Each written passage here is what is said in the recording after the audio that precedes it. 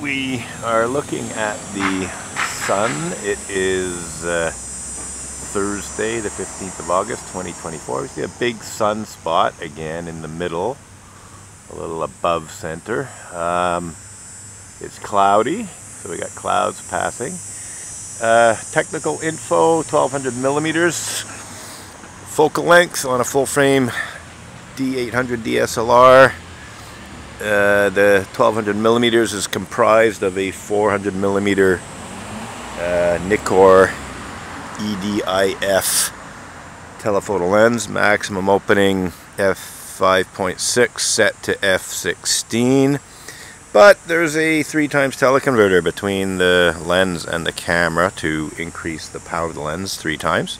It's a Kenko Teleplus Pro 300 3x teleconverter that I acquired about a month ago now, 3 to 4, I guess 4 weeks to 5 weeks ago now, if I remember correctly, for a whole $40 on the used market here in Montreal.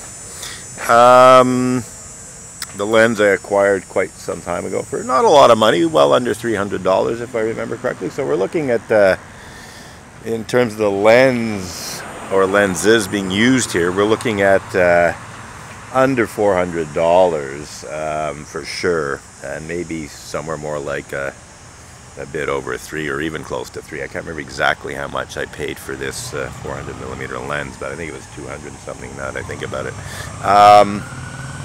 So do the math on that. We're well under 400 and maybe even under 300 for this setup, not including the camera, of course. So I guess this is budget astrophotography. Oh yeah, one more thing to mention. We're using a K&F Concept Nano X Series MRC, I guess that's multi-coated variable neutral density filter at its maximum value of, I believe, ND32. Yeah. So that gives us, we lost the sun. Oh, it's rising, of course. Yeah, silly me. So let's just keep talking here. I was so used to the sun setting through the frame that I didn't correctly orient the camera. Still hasn't reached its zenith yet. So that's better, but not perfect. Let's try again. We're just messing around here. We're not doing anything terribly professional. Okay, that's okay. I'm gonna leave it like that. It will rise up through the frame. Oh, color balance. What have I got for color balance? Okay, it's currently set for daylight balance, and so we got a yellowish sun. I could boost that up to 10,000K to give it a more orange look, which I may well do. I might even do that in camera to show the different techniques that can be used. So let's do the white balance here. That's flash, that's cloudy, that's shadow. Let's see what shadow looks like. It's somewhat more orange. Oh, is it now going down? I don't know what's going on here. Let's, maybe it's just near its zenith, and okay, or maybe the tripod's shifting or something. I'm not sure what's going on here. Come on.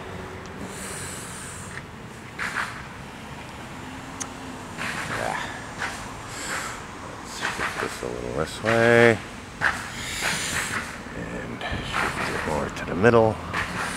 So yeah, like I said, we're messing around, but this is basically showing, you know, what can be done with a minimal expenditure if you shop around a bit.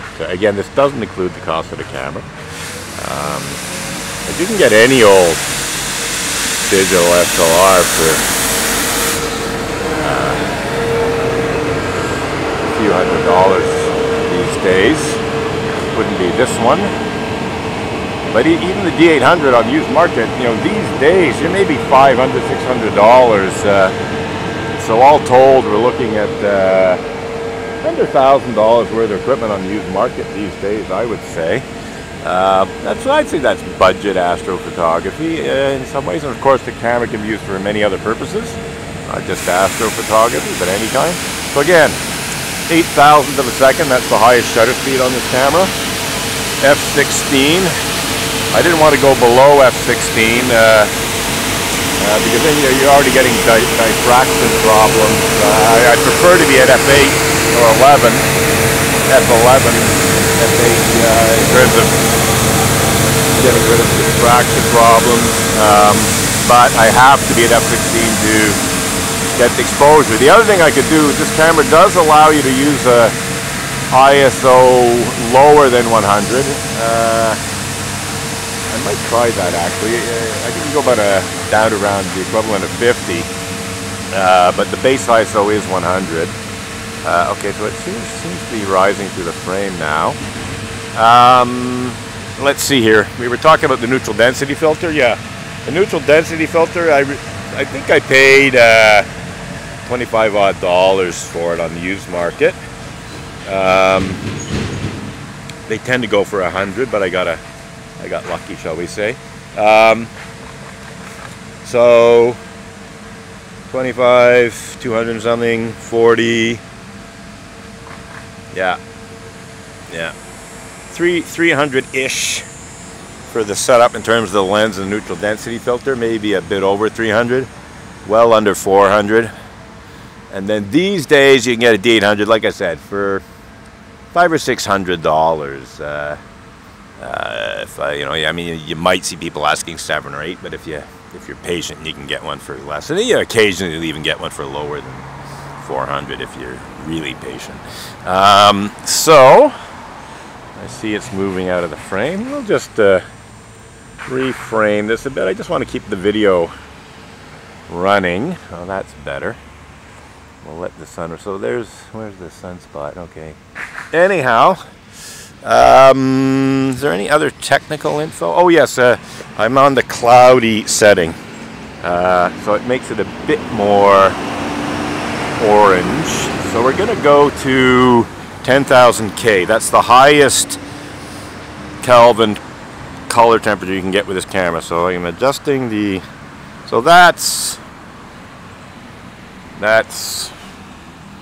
10,000 K.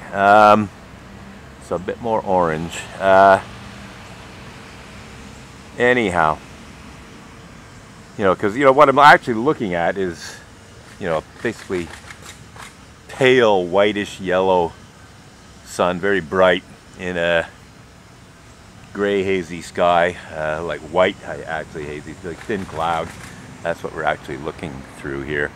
Again, I'm going to just rotate this a little bit to keep the sun rising through the frame. So yeah, we were just testing things out, just seeing what we can do here.